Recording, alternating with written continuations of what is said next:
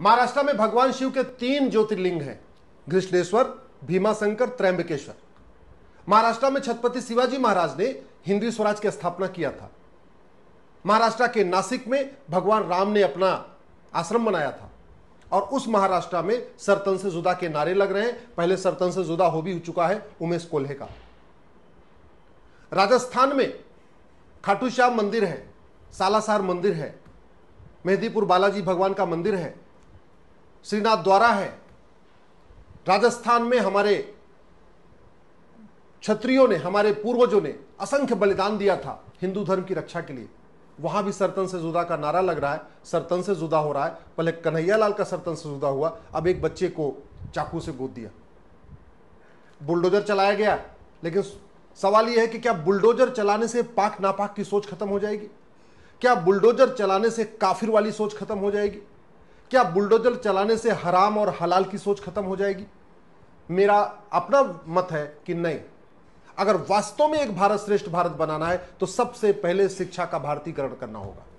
एक भारत तब बनेगा जब भारत में एक शिक्षा होगी, और श्रेष्ठ भारत तब बनेगा जब भारत की शिक्षा सर्वोत्तम शिक्षा होगी। जब तक ये 1929 का अंग्रेजों द्वारा शुरू किया गया सीबीएसई बोर्ड चल रहा है, जब तक 1958 का आईसीएसई बोर्ड चल रहा है जो नेहरू ने शुरू किया था, जब तक भारत में मदरसे चलेंगे, जब तक भारत में मिशनरी स्कूल चलेंगे, जब तक भारत में मैकाली शिक्षा रहेगी, तब तक एक भारत श्रेष्ठ भारत बनाना मुश्किल ही नहीं, नामुमकिन है।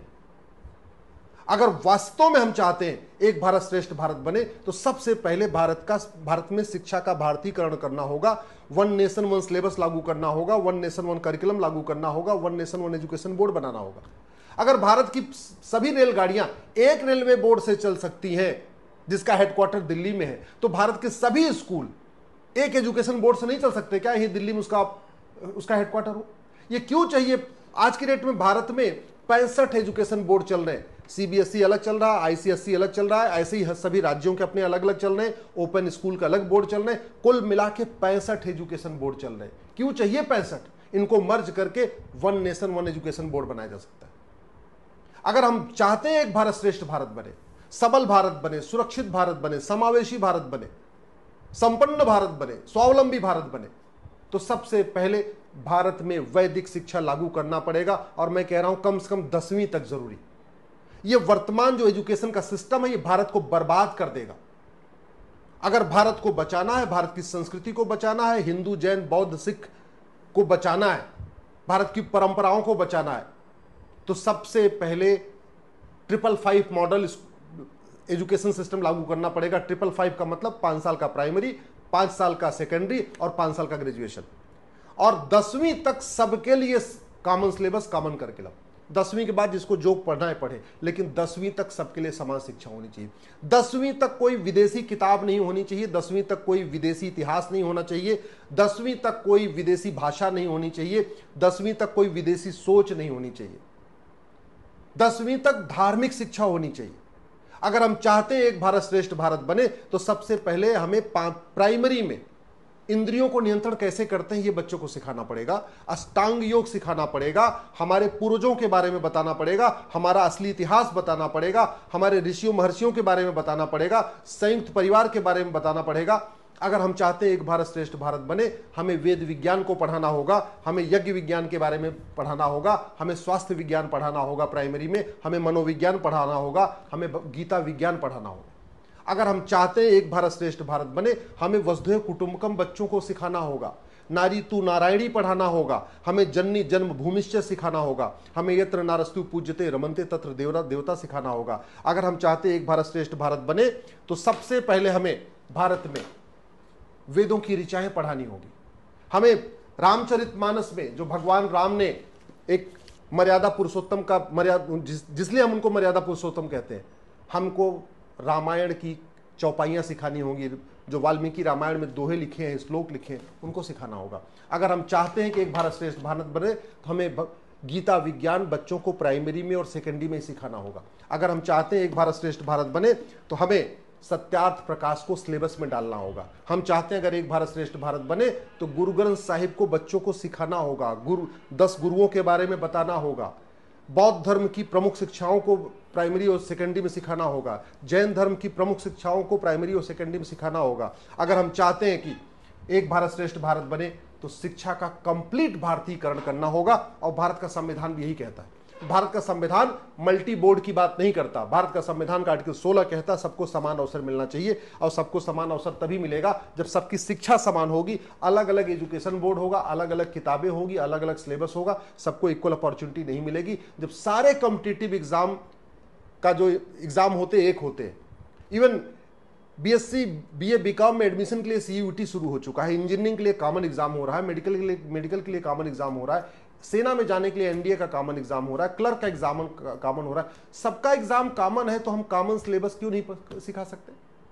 कॉमन करिकुलम क्यों नहीं सिखा सकते? क्यों हम ऐसी चीजें सिखा रहे हैं जो पूछी नहीं जाती एग्जाम में, और जो पूछी जाती इसको हम स्कूलों में नहीं पढ़ा रहे? क्यों हमने कोचिंग माफियाओं के दबाव में पूरे सिस्टम को बर्बाद कर रखा है? क्यों हमने एजुकेशन माफियाओं के दबाव में, कोचिंग माफियाओं के दबाव में और किताब माफियाओं के दबाव में पूरे एजुकेशन सिस्टम को हमने बर्बाद कर रखा है? भाई एजुकेशन माफिया यही चाहते हैं कि अलग अलग बोर्ड हो, उनकी अपनी मोनोपोली चलती रहे। किताब माफिया चाहते हैं अलग अलग किताबें हैं, उनकी मोनोपोली चलती रहे। कोचिंग माफिया चाहते हैं कि जो एग्जाम में पूछा जाए वो पढ़ाया ना जाए, और जो पढ़ाया जाए ना पूछा जाए, और यही हो रहा है। तो एक तरीके से आज का एजुकेशन सिस्टम पूरी तरीके से कोचिंग माफिया, स्कूल माफिया और किताब माफियाओं ने हाईजैक कर रखा है। ऐसे लग रहा है कि चाहे वो केंद्र का शिक्षा मंत्रालय है, चाहे राज्य का शिक्षा मंत्रालय है, ये coaching mafia, school mafia, education mafia और किताब माफिया चला रहे हैं। जो पढ़ाना चाहिए वो नहीं पढ़ाया जा रहा है, जो नहीं पढ़ाना चाहिए वो पढ़ाया जा रहा है।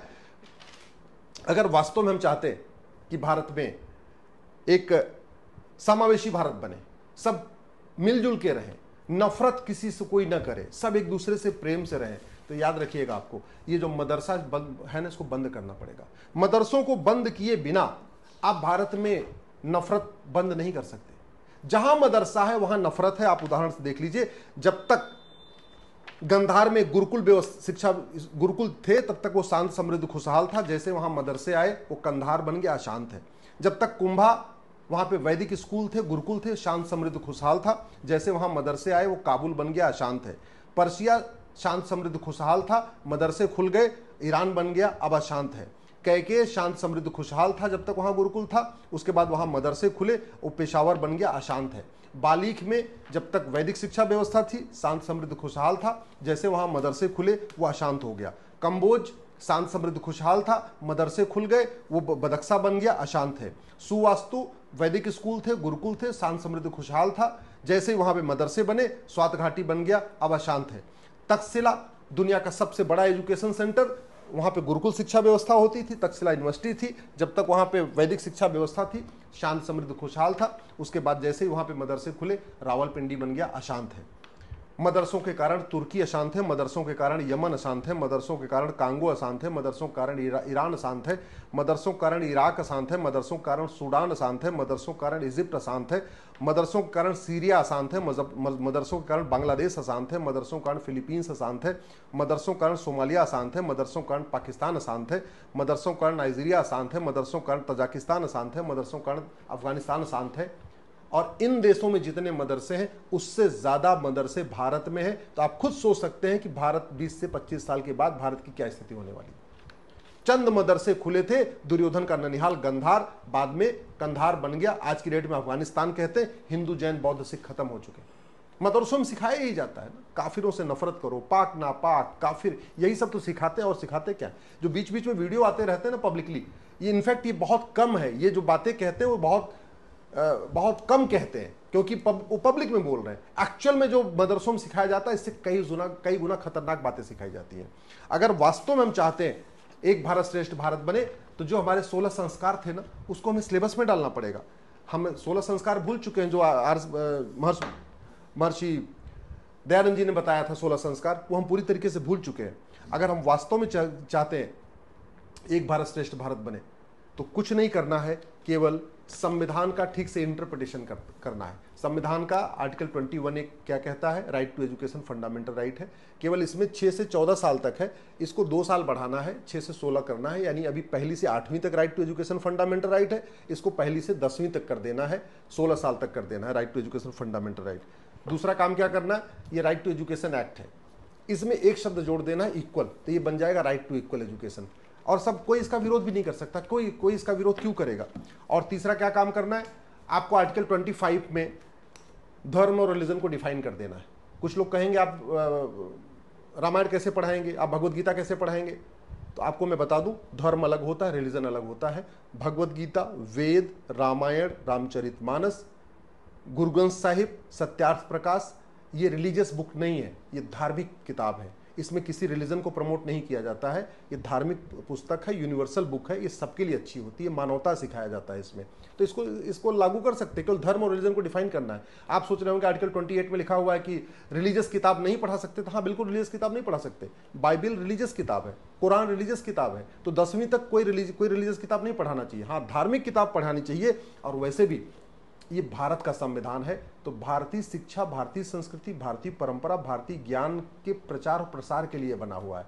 ये अरब की संस्कृति, अरब के ज्ञान और अरब के प्रचार प्रसार के लिए नहीं बना हुआ है।